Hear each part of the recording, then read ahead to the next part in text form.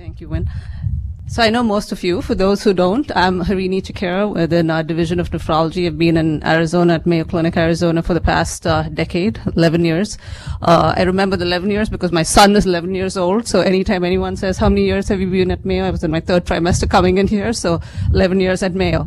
So, so when Dr. Harrison invited me to be part of this and lead this aspect, I was very excited about it. In terms of education, I've been involved with education with our fellowships. I'm the director of our fellowship programs, nephrology and transplant nephrology, and also the block leader for the renal block. So in addition to that, we'll be chairing the SPARC committee here. So initially when I was told would you like to lead SPARC? I'm like, what is SPARC? So SPARC is Student Promotion and Assessment Review Committee.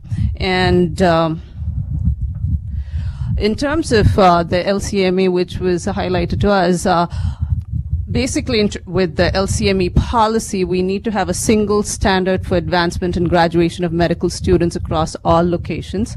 So both our assessment policy needs to be the same as Rochester, and in addition to just assessment, if there's an issue with a particular medical student and we need to determine how to address it, basically the process which is utilized and the opportunity given to the medical student to respond and the opportunity to appeal and adverse decision related to advancement needs to be the same across the two sites. So we have one single SPARC committee with two chairs, myself here and Dr. Norby, who's also a nephrologist. And actually, while we were going through starting our fellowship here, I worked with Dr. Norby very closely. So now when I started this role, I work with her again. So it's almost tracking her with what she does. Now, so she's the chair in Rochester and myself here.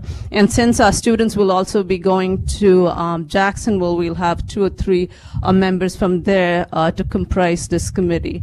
And this is basically the last slide, and then I think it's dinner. But in terms of the process, and this is just a broad overview, and if anyone has questions, feel free to, we can discuss that further. So in terms of the process, all students will be reviewed at least twice yearly.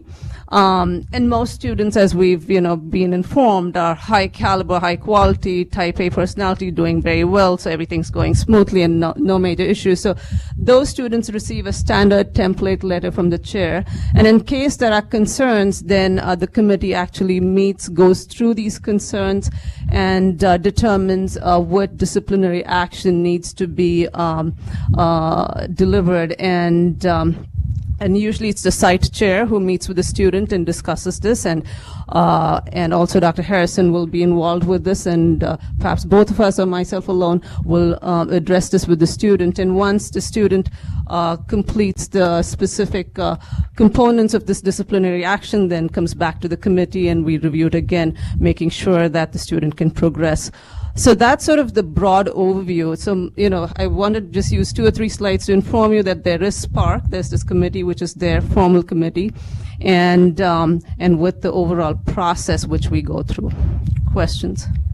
It's a quiet crowd, but I'm sure there'll be, issues which will come across as we go through with students and as the years go on. So thanks for that overview of our formal process for the SPARC committee. And so just so you know, so if you have a student who's struggling, who's in trouble, you're not by yourself. We need to know about it. We need to hear about it early, because a lot of things we can do early with student affairs and wellness and diagnosing the learner. As you guys know, we've talked about that in faculty development workshops is really the most important part. But your input, your advice about that, and your written comments about it, so that we can, for some students who need a track record of written comments, so that we can document what the issues are and help them appropriately, is really important. So call any of us at any time, and the SPARC committee needs those written comments to be able to do some things like remediation, and unfortunately, in spite of our great work in admissions, occasionally dismissal, and that happens in every GME and UME program in every medical school. Actually, LCME looks at us very badly if we have 0 dismissals, because that means that you're hiding things, or you're not assessing your learners. It's not normal for a medical school, even of our size, to have 0 dismissals over a 3-year period, for example. So it will happen. life happens to people, and in spite of our best efforts, we might have some that really struggle. And we're going to try our level best to make every single person succeed, and hopefully we achieve that. But if we don't, these processes are very important.